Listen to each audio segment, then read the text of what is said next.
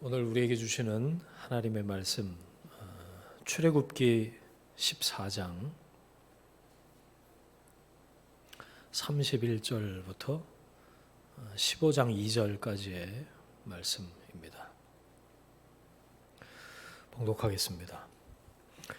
이스라엘이 여호와께서 애굽 사람들에게 행하신 그 큰 능력을 보았으므로 백성이 여호와를 경외하며 여호와와 그의 종 모세를 믿었더라. 이때 모세와 이스라엘 자손이 이 노래로 여호와께 노래하니 일러스되 내가 여호와를 찬송하리니 그는 높고 영화로우시며 말과 그 탄 자를 바다에 던지셨음이로다. 여호와는 나의 힘이요 노래시며 나의 구원이시로다. 그는 나의 하나님이시니 내가 그를 찬송할 것이요 내 아버지의 하나님이시니 내가 그를 높이리로다. 아멘. 하나님은 나의, 그 다음에 괄호인데요. 이런 제목으로 말씀의 은혜를 함께 나누겠습니다. 새로운 한 해 첫 주일에 함께 나눌 말씀을 하나님 주십시오 기도하는 가운데에 이 말씀이 생각이 나서 묵상을 하는 가운데에 여러분들과 함께 나눌 것을 하나님이 깨닫게 하셨고 또 그 말씀을 그 은혜를 함께 나누길 원합니다. 본문을 14장 마지막 9절부터 잡기는 했는데 이 스토리를 다 아신다고 전제한 상태에서 14장 전체를 그러니까 출애굽 홍해 도하 사건을 전체 스토리로 해서 말씀을 좀 같이 보려고 해요. 하나님이 10가지 재앙을 통과하고 나서 이집트에서 나온 이스라엘 백성들에게 모세를 통해서 말씀하십니다. 장막을 쳐라. 그런데 산과 바다 사이에 바닷가에 장막을 치라라고 하나님 말씀하세요. 어림잡아 한 200만 명 정도 되는 큰 무리가 텐트를 쳐야 되는데 그 장소를 하나님이 직접 구체적으로 알려주셔요. 성경을 보니까 양옆은 산이고요, 앞은 홍해바다예요. 뭔가 쎄하지 않으십니까? 여차하면 배수의 진을 치고 죽을 때까지 싸우겠다 이런 결의를 다진 것이 아닌 바에야 지금 상황에서 거기다가 임시거처를 마련하는 거는 이건 안 될 일이죠. 그렇죠? 진퇴양난의 위기가 시작된 겁니다. 살다 보면 이렇게 더 이상 나아갈 수도 없고 그렇다고 다시 물러설 수도 없는 그런 상황에 처할 때가 있죠. 이래도 저래도 죽을 것만 같은 상황입니다. 눈앞이 캄캄하고요. 정신 차릴 겨를이 없어요. 생각할 수도 없고 판단할 수도 없습니다. 믿음의 사람이 그런 상황을 만나는 이유가 뭘까요? 여러분, 그때야말로 믿음의 유무를 알 수 있는 때입니다. 내 믿음의 진위 여부가 가려지는 순간이에요. 14장 4절을 보면 조금 당황스러웠는데 4절 보니까 그러니까 하나님께서 파라오의 마음을 완악하게 하셨다. 그가 이스라엘 백성의 뒤를 따를 거다. 잡으려고 쫓아올 거다. 그 다음에 나오는 말이 잘 이해가 안 됐어요. 내가 그와 파라오와 그의 온 군대로 말미암아 영광을 얻어 이집트 사람들이 나를 여호와인 줄 알게 하리라. 여러분, 이게 한 번에 이해가 되십니까? 하나님께서 파라오의 마음을 완악하게 강팍하게 하셨다는 표현은 이게 무슨 얘기인가? 잘 이해가 안 갔어요. 물론 이 출애굽기에 이런 표현이 굉장히 많이 나오는데 진짜 의미가 뭔가, 하나님 왜 그러셨나, 그런 거를 계속 이 본문을 들여다보면서 묵상을 했는데요. 로마서에 바울이 썼던 표현이 생각이 났어요. 내버려 두셨다. 기억나시죠, 여러분? 내버려 두셨다는 거는 하나님이 진노하셨다는 말씀의 다른 표현이죠. 이스라엘 백성들은 물론이고 이집트 사람들까지 여호와 하나님을 알게 하시려고 이스라엘을 바닷가에 진치게 하시고 파라오가 그냥 가버려라 단념하지 않고 따라왔고 홍해를 가르시고 건너게 하시고 이집트 군대는 기가 막힌 타이밍에 다시 합쳐진 홍해 물의 수장, 이 모든 과정을 통해서 10가지 재앙에 이어서 홍해를 가르신 분, 그분이 바로 여호와 하나님이시구나. 이집트도 알고 파라오도 알고 이스라엘 전체에게 이것을 알게 하시려고 하나님이 처음부터 그렇게 디자인하셔서 계속해서 지금까지 일해 오셨다라는 거죠. 여러분, 어쩌다가 우연히 아니면 내가 어리석어서 자초한 그런 고난이 아니라 하나님이 지필하시는 시나리오, 하나님이 하나부터 10까지 세팅하시는 그런 위기가 있을 수 있다는 거죠.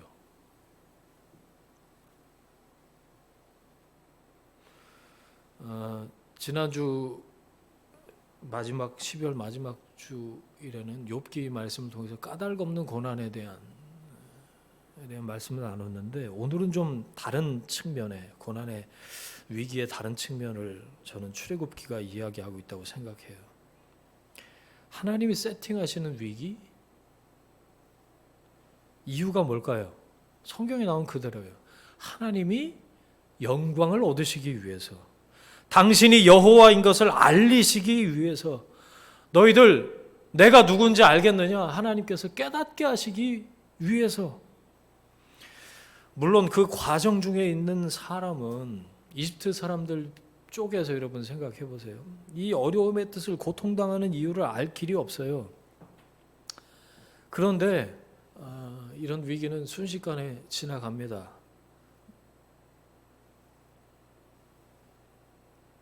그때 우리가 붙들어야 할 것이 이것이에요. 하나님이 계시다. 하나님이 계시다. 하나님이 분명히 계시다. 그 하나님이 나를 편들고 계신다.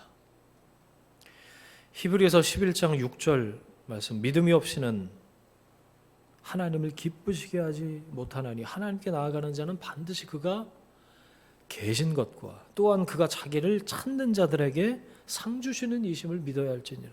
다른 게 믿음이 아니에요. 하나님이 계신 것을 인정하는 것, 신뢰하는 것, 그것이 믿음이고요. 그 믿음이 하나님을 기쁘시게 한다고 그랬어요. 하나님이 어떤 방식으로 영광을 얻으실까요?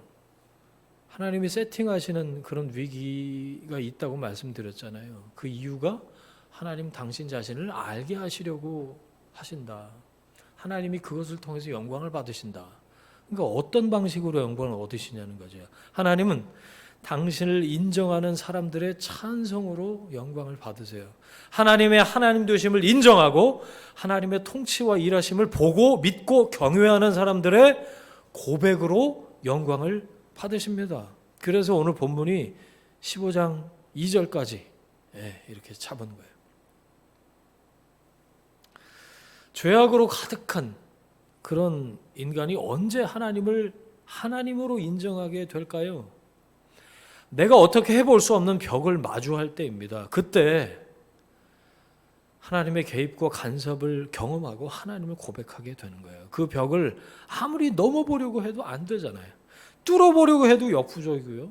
돌아가려고 해도 길을 모르겠어요. 이런 진퇴양난의 위기 앞에서 이것저것 해볼 수 없는 것들을 다 시도해 보다가 결국 마지막에 내가 하나님 되는 것을 포기할 때, 그때 빼고는 하나님을 좀처럼 인정하지 않는 게 우리들이잖아요. 두 손 두 발 다 들고 내가 하나님 앞에 항복할 때, 하나님은 바로 그때 운전대를 잡으셔요. 나의 끝이 하나님의 시작입니다. 파라오가 얘기를 해요. 어쩔 수 없이 내보내긴 했다만 그들은 광야에 갇히게 될 거다. 그러면서 산과 바다 사이에 그야말로 갇혀버린 이스라엘 백성들 향해서 뒤쪽에서 이집트의 병거 600대가 돌진합니다. 무섭습니다. 전투할 의지도 없고 여력도 없는 그 노예들을 이제 막 탈출한 그런 노예들을 향해서 그 당시 최신형 무기를 들이댄 거예요. 무시무시하죠. 이 정도면 충분히 위협이 됩니다. 이런 상황 가운데 있으면요, 두려운 게 정상이에요. 손발은 막 덜덜덜 떨면서 난 괜찮아 라고 정신승리하려고 거짓말할 필요가 없습니다. 여러분, 어쩔 수 없이 현실적으로 명백한 위기가 있잖아요. 건강의 위기, 재정의 위기, 가정의 위기, 자녀의 위기, 관계의 위기. 생각해 보세요. 난 괜찮아, 두렵지 않아. 그럴 필요가 없어요. 그럴 이유가 없다고요. 명백한 위기가 있어요.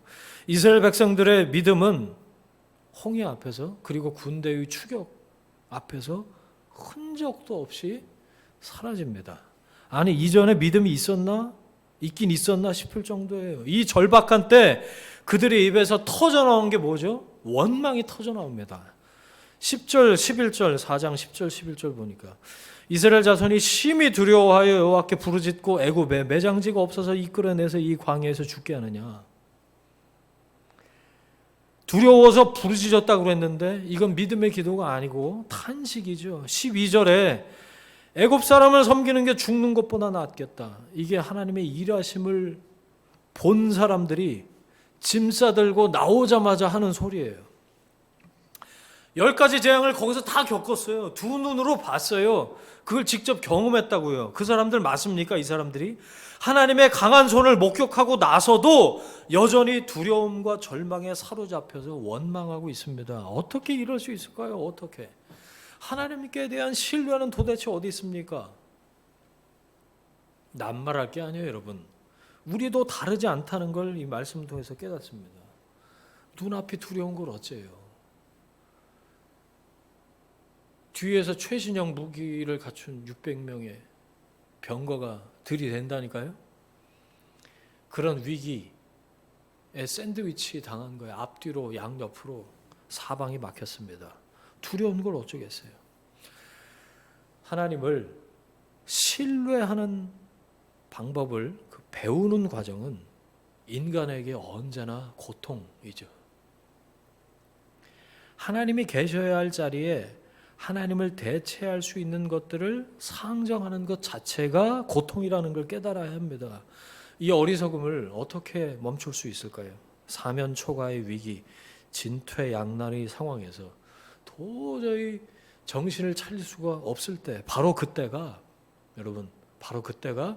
시선을 고정하는 법을 배울 수 있는 타이밍입니다. 너무너무 괴로워서 판단이 불가능한데 무슨 놈의 시선을 고정하란 말입니까?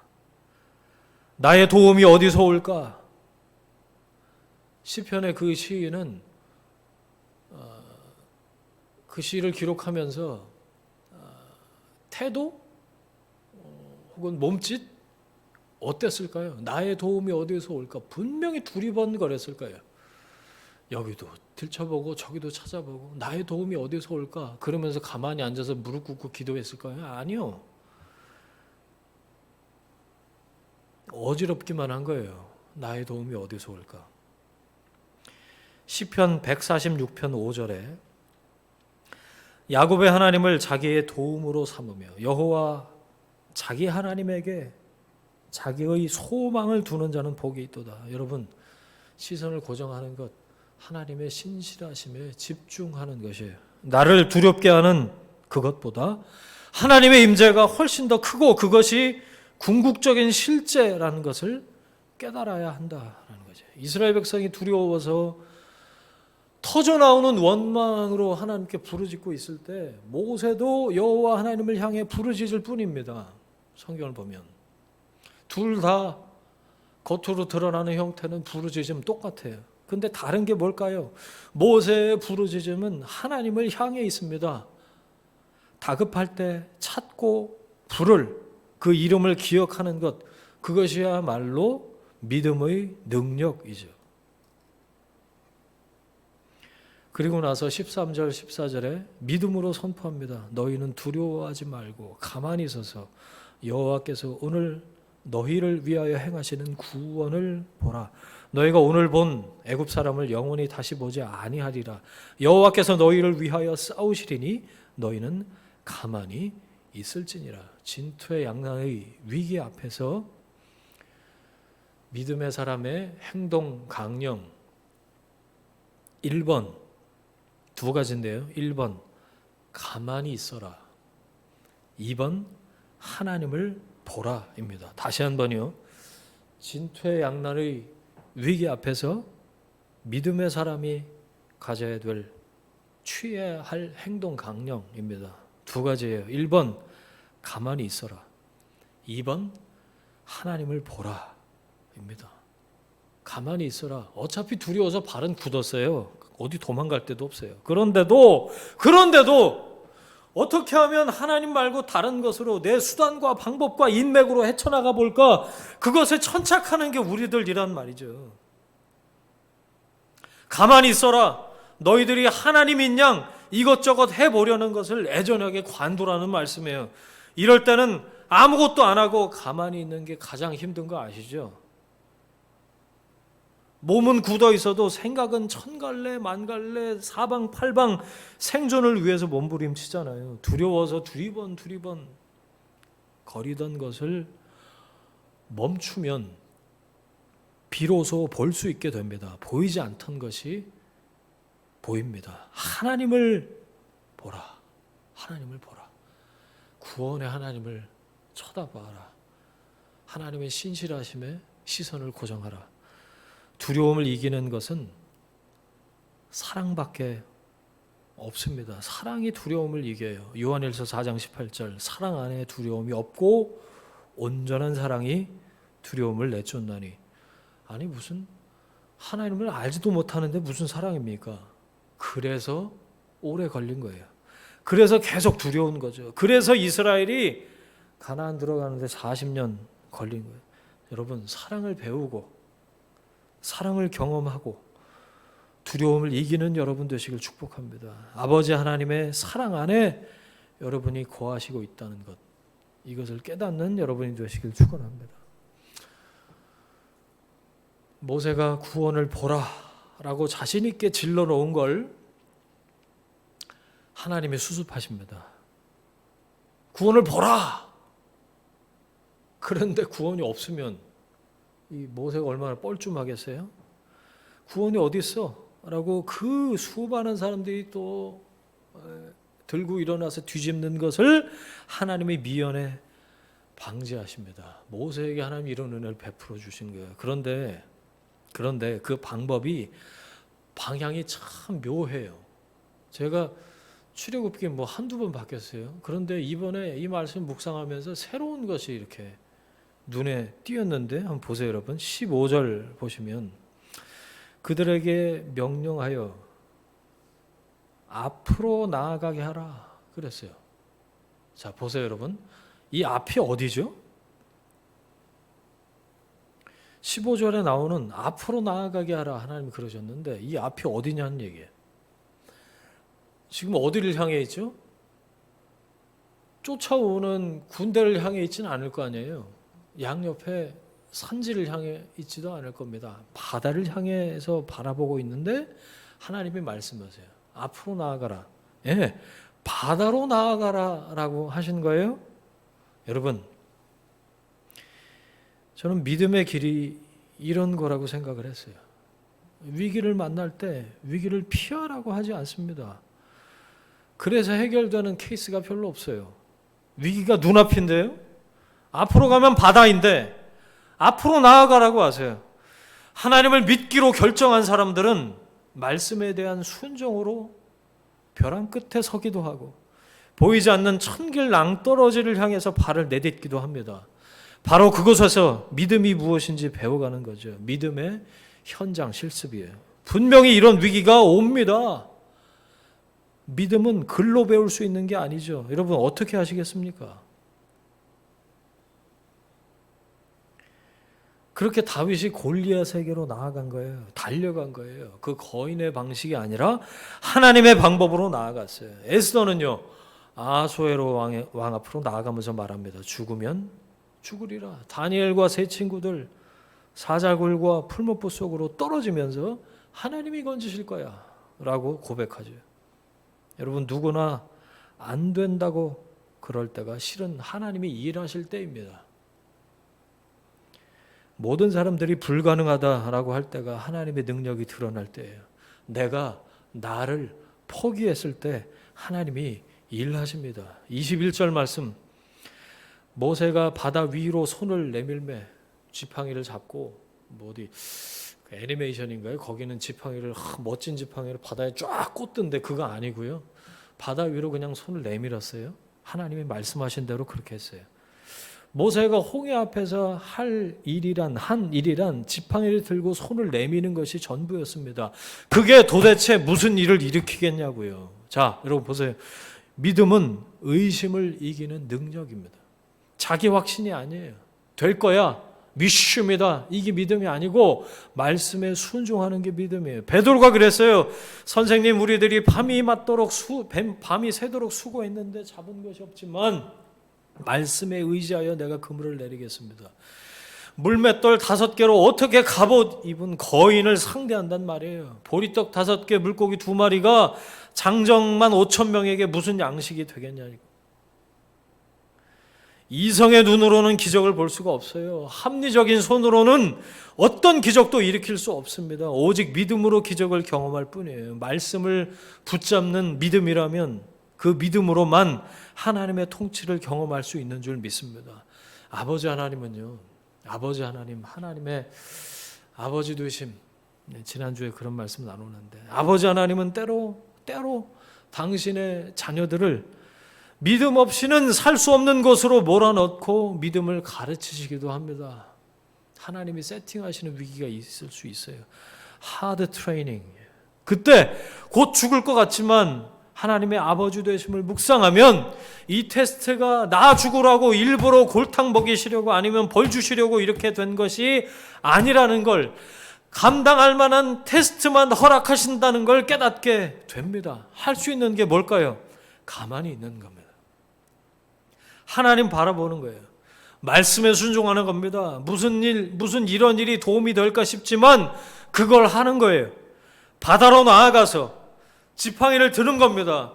작은 물맷돌을 던지는 거예요. 입 닫고 돌다가 승리를 선포하는 거예요. 그때 우리는 믿음으로 홍해가 갈라지고 골리앗이 쓰러지고 여리고가 무너지는 것을 보게 될 것입니다. 아, 하나님이 함께 하시는구나. 하나님이 계시는구나. 하나님이 다스리고 계시는구나. 하나님이 내 아버지시구나. 하나님이 날 책임지고 계시는구나. 하나님을 포기하지 않으셨구나 라는 것을 깨닫게 되는 거죠. 그때 터져 나오는 게 찬송이에요. 오늘 본문 보니까 하나님의 행하신 것을 그대로 고백하는 거죠. 내가 여호와를 찬송하리니 여호와는 나의 힘이요 노래시요 나의 구원이시다. 그는 나의 하나님이시다. 내가 그를 찬송할 것이다. 찬송의 내용, 노래 가사를 잘 보세요. 그 내용이 뭐죠? 하나님이 누구신가 라는 거예요. 그 하나님이 어떤 일을 하셨는지에 대한 거예요.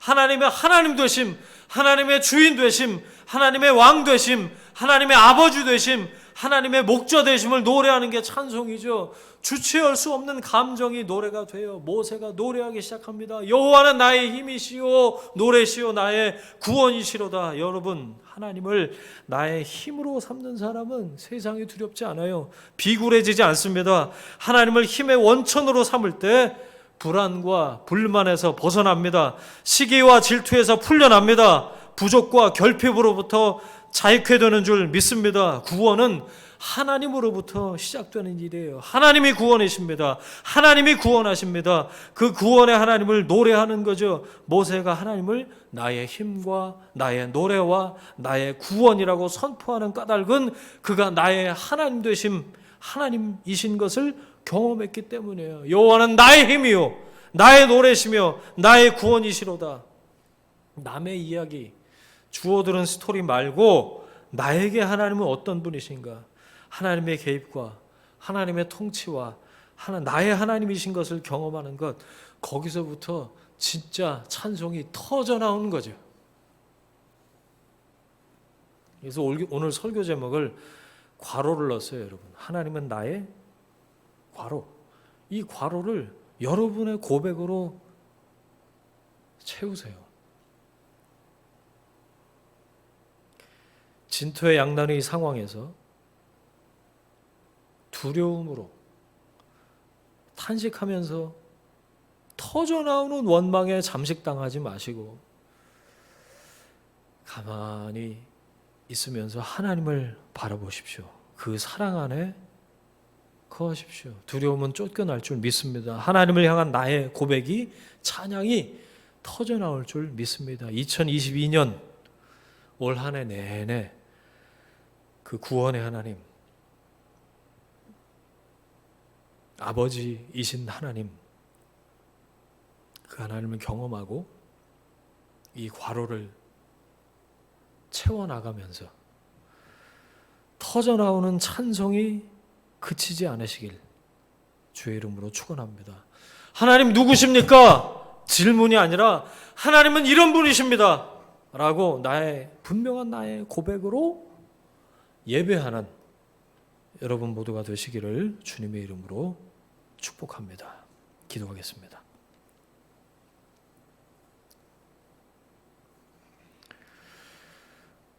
주님, 지금 여기까지 나를 인도하신 분이 하나님이십니다. 어쩌다 보니 우연히 이곳에 이렇게 있는 것이 아닌 줄 압니다. 여전히 일하고 계신 하나님, 나를 품고 계신 아버지 하나님을 믿습니다. 진퇴 양난의 위기 가운데에서도 나를 붙들고 계신 구원의 하나님을 믿습니다. 하나님이 계신 것과 하나님을 찾는 자들에게 상 주시는 하나님이신 것을 믿습니다. 저항할 수 없는 은혜를 부으셔서 하나님의 하나님 되심을 고백하게 하옵소서. 고난과 문제와 어려운 상황 가운데에서 나의 하나님 되심을 경험하고 고백하게 하시고 결국에는 터져나오는 찬송으로 주님을 예배하는 2022년 하루하루 될 수 있도록 주님 인도하여 주옵소서. 이제는 우리의 주인 되신 예수 그리스도의 은혜와 하나님 아버지의 사랑하심과 성령님의 동행하심이 모든 삶의 자리에서, 특별히 위기의 상황 가운데 나의 하나님 되심을 경험하고 고백하고 찬송하기를 원하는 하나님의 사람들 위해, 그들의 일터와 가정과 자녀들 위해 지금부터 영원까지 함께 하시기를 간절히 축원하옵나이다. 아멘.